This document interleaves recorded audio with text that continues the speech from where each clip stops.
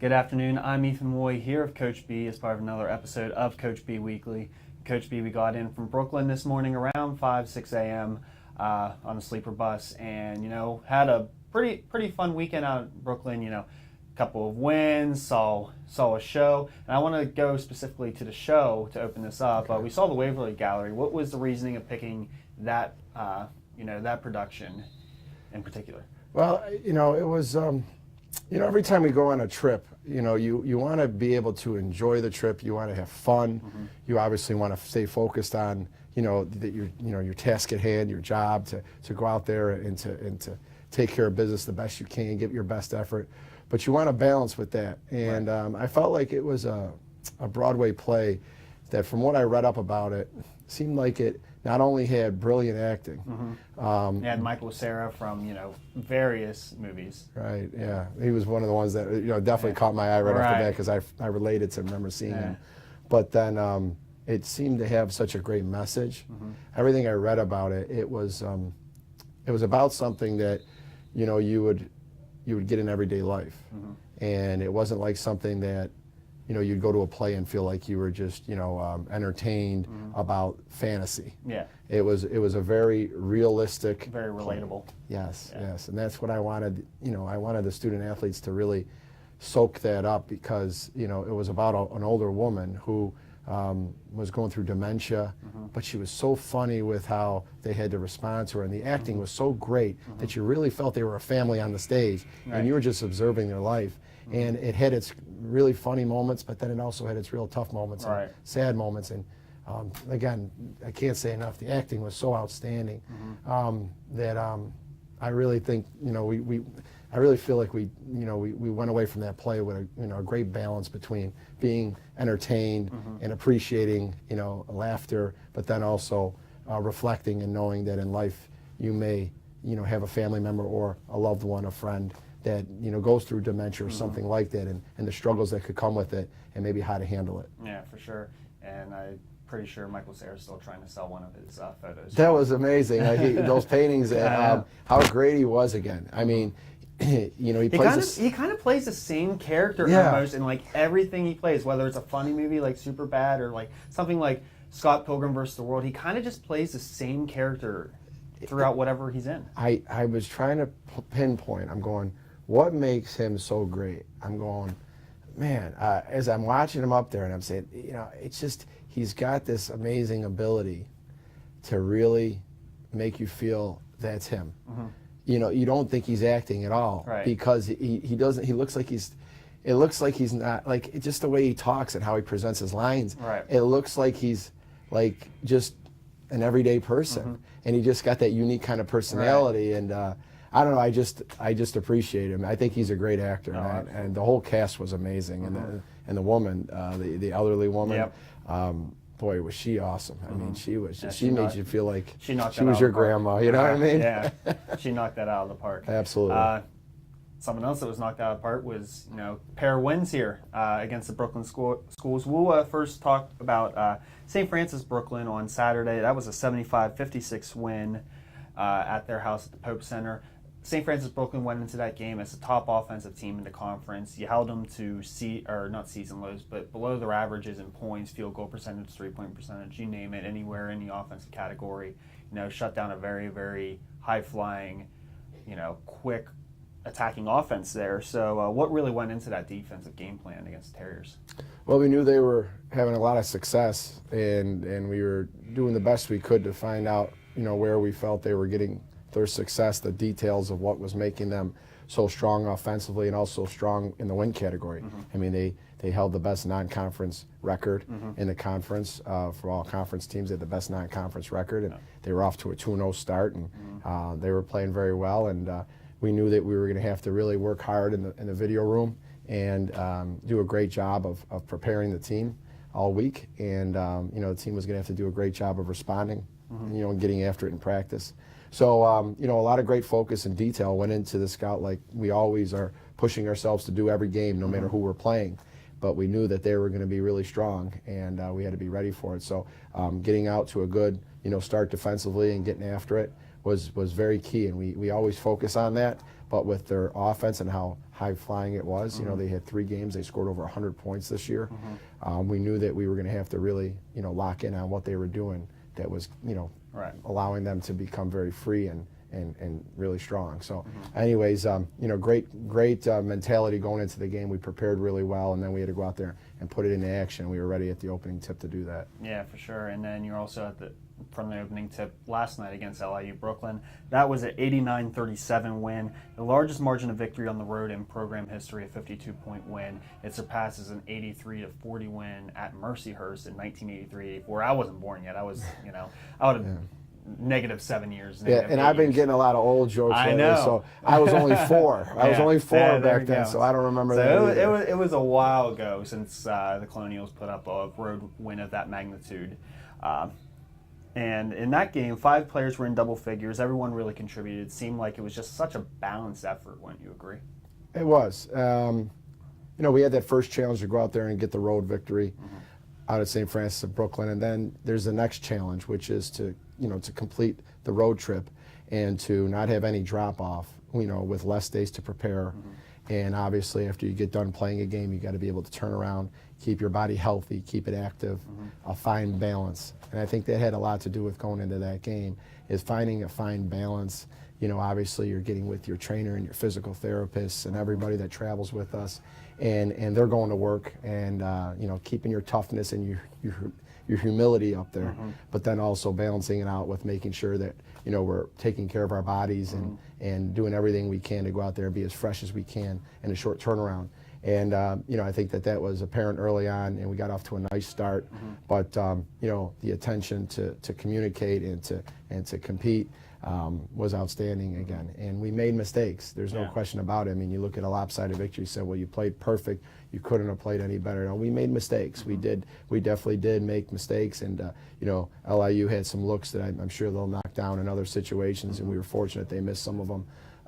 But you know, we just got to go back to the video and just continue to stay focused now. I mean, you know, it's easily said, but when you feel like you had a lopsided victory, you had some success on the road now it's going to come down to humility and going back into the video and to break down what we did in that game that we need to do better, because there was things that we definitely need to do better, not just on the offensive end, but even on the defensive end. And you know, that's what we take away from that game. So it was great to get the victory again last night, but we gotta, you know, again, take it in stride and just keep working on our trade and stay humble. And then you mentioned to me after the game about how proud you were of the team for, you know, you had your first road trip here in the NEC and you succeeded with a pair of wins compared to non-conference where you went 0-5 away from Moon Township. So what were the differences between, you know, the non-conference road slate and, you know, this past weekend? Well, every game has its own identity, and I think every team has its own identity throughout the season, and you're trying to always find yourselves and be confident in who you are, and that's something that we're really trying to teach the student athletes in our program, is that, you know, whatever role that you have developed into, you earned your way into. You have to be confident in your role and confident in what you're doing to help the team. So, you know, as much as we were very grateful for the recognition of all the, you know, the voting towards our team and the talk about our program, and believe me, we are very grateful for that. But we did lose 3 players out of our starting lineup that were major bulk minutes players. And whether you're starting or you're coming off the bench, it really doesn't matter in our culture, is that, you know, we're worried about one or the other. It's though that you have significant minutes. And those 3 actually did start, and they played significant minutes, and they were very steady leaders.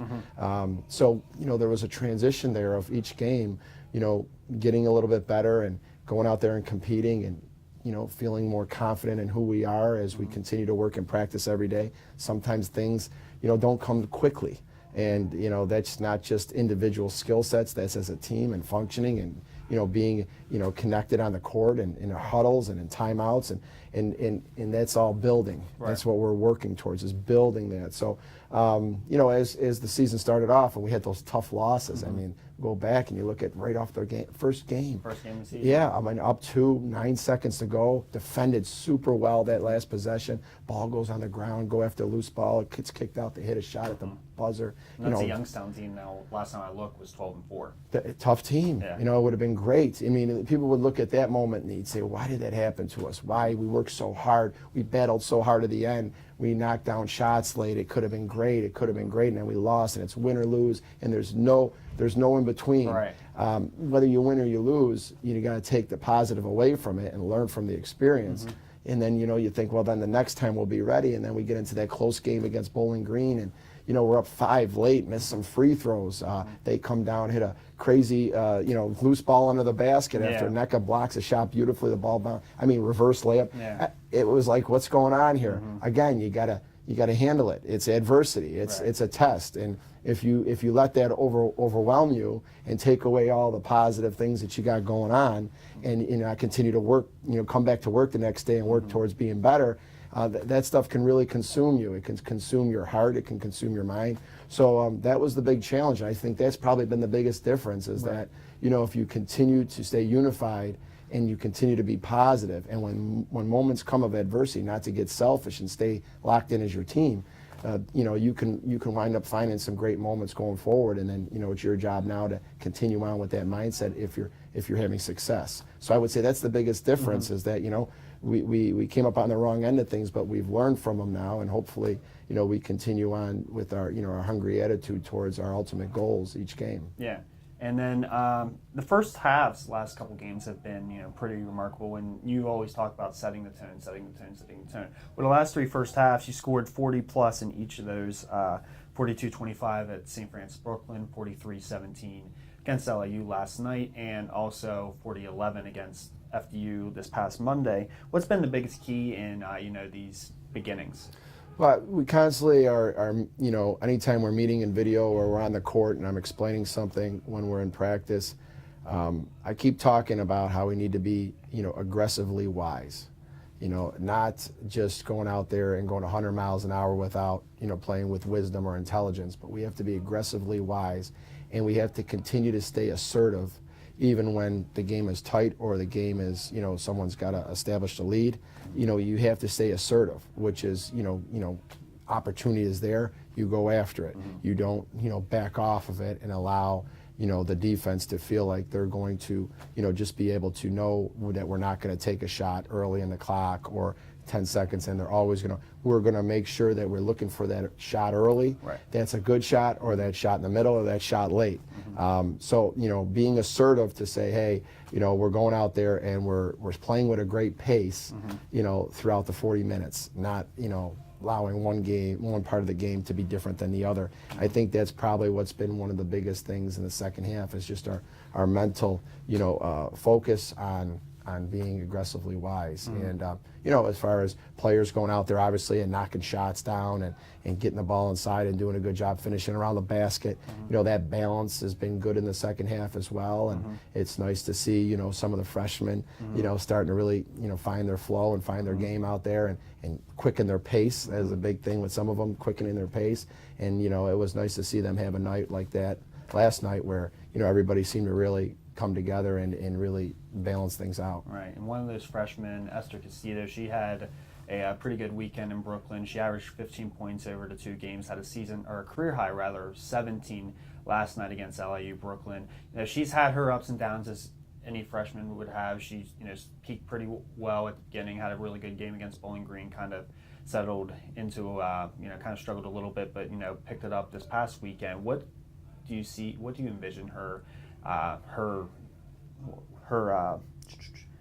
what kind of player do you envision her being for this program?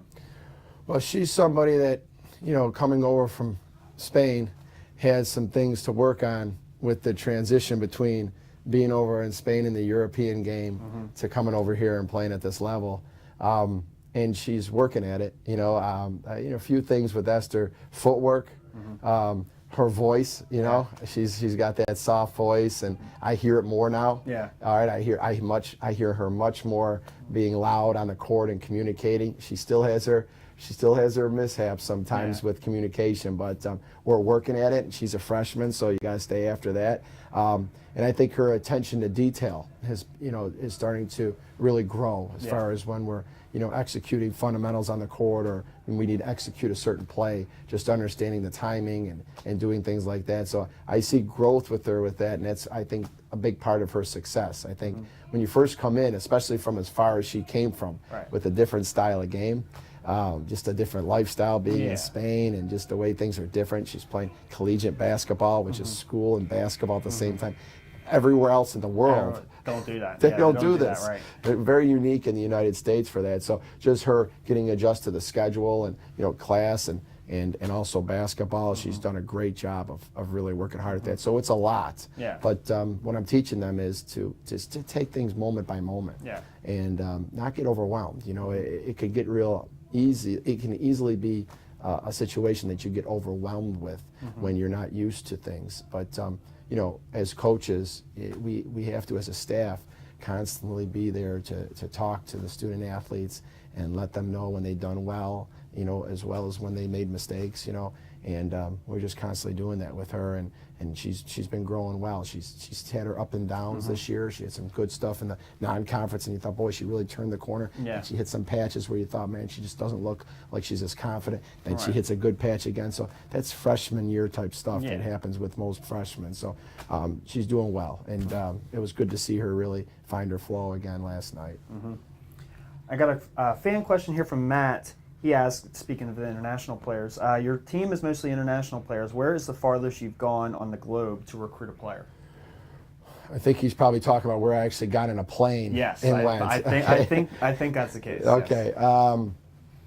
Well, let's think about this. I could tell you there was a trip that I took. I went to Sweden for a few days back in 2009. Okay. And I spent a bunch of days out there. That was probably the most I spent in one place. Okay. Was when I went to Sweden and they had the FIBA championships there, the under 18. So that was something I traveled out, and I spent the most time in one place away from home as far as for recruiting. I did take a trip to France and Germany, and I spent maybe 2 hours of downtime in each of those countries. It was amazing. I was in France, and then I was in Germany, then I was back in France, and I didn't see anything but the places I met the recruits and their families. I was doing home visits, and people think that's crazy, but I had to be back. And so I would have, as far as, I don't know if I'm answering this question well, but I've not only gone long distances, but I didn't really do the whole backpacking tour. I did very little of. You're there for work. I was there for work. Yeah. I did walk around Toulouse, France for about an hour with Lou Madley's family. You just had a birthday on Monday. That's right. Yeah. That's right. Lou had a birthday, and so went around town there with them. That was my one little thing, and that was beautiful. And then when I was in Germany, I was in Leipzig. I kind of moved around Leipzig a little bit. Went to a real old restaurant. It was real old, like hundreds of years old. Yeah, it was really nobody was in there. It was very it was very eerie. You know what I mean? Being in there, you hear about Germany and all the history.